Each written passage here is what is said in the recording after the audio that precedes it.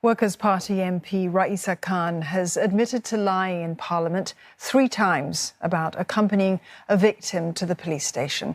She also apologised for alleging that the police mishandled the case. Ms. Khan told the House that it was an anecdote shared in a women's support group which she was a part of. She also said that she was herself a victim of sexual assault when she was 18. Ms. Khan will be referred to the Committee of Privileges for breach of parliamentary privilege. I should not have shared the survivor's anecdote without her consent, nor should I have said that I accompanied her to the police station when I had not.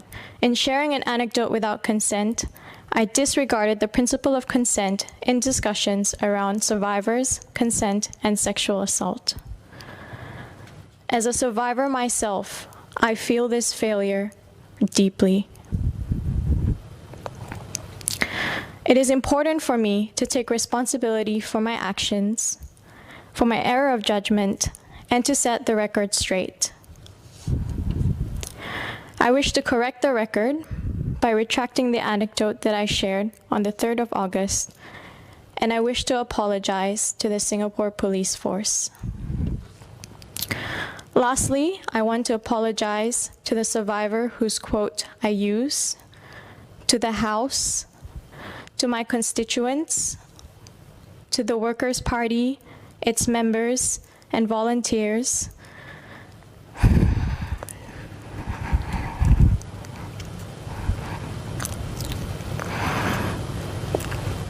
and to my family,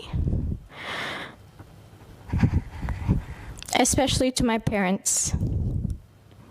To the residents of Sengkang, I'll work even harder for you. Thank you. In August, Ms. Khan told Parliament that 3 years ago, a rape victim she had accompanied to the police station was subjected to comments about her dressing and drinking. Last month, Home Affairs and Law Minister K. Shanmugam asked her for more details to help in the investigation, but she declined, citing confidentiality. The police also emailed her twice to request for an interview. She has now admitted that she had not verified the facts of the case. Leader of the House, Indrani Raja, then questioned her about a promise she had made to a constituency a year ago. Ms. Khan had said then that as an MP, she has the power to start difficult conversations and that it's vital to frame these in an accountable manner.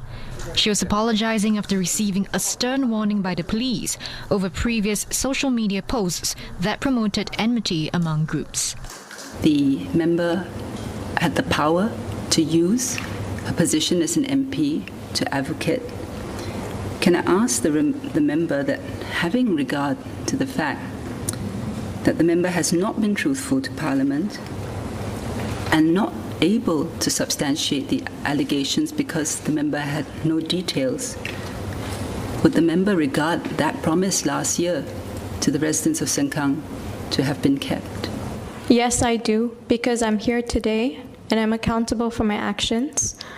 I've apologized to the House. I've retracted the anecdote that I made. And I've also apologized to the Singapore Police Force. I recognize that there was a lapse of judgment, but I am here today to apologize for it. And I think that goes back to the spirit of what I initially said a year ago. Ms. Indrani said it was unfair that the police wasted time and resources to address the allegations. She added that the lies also undermined efforts to encourage survivors to report their assaults. And while she sympathizes with Ms. Khan's personal circumstances, Ms. Indrani said that it was necessary to refer the matter to the Committee of Privileges.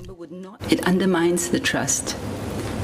Other people, the international forum, and other countries look at what is discussed in this platform, and what we say and what we do must be based on truth and integrity, because, again, if we do not do that, it undermines the reputation of our Parliament, our institutions, and the faith that our people have in us. There have been at least 12 reports published by the Committee of Privileges, with the last one dating back to 1996. Now, in the 1980s, several complaints were raised against former MP J.B. Jeyaretnam. If MPs abuse their privileges, they may be jailed, fined up to $50,000, or be suspended from Parliament. The committee is currently chaired by Speaker Chuan-Jin and includes Workers' Party MP Dennis Tan. Ms. Indrani and Mr. Shanmugam are also on the committee, but they've recused themselves from this case involving Ms. Khan. Workers' Party Chief Pritam Singh said that Ms. Khan shouldn't have shared an account that contained untruths in the House. He's acknowledged that while MPs enjoy freedom of speech, it doesn't extend to sharing untruths, even if there were no malicious motives. Mr. Singh said Ms. Khan wanted to set the record straight, and he agreed that it was the right thing to do.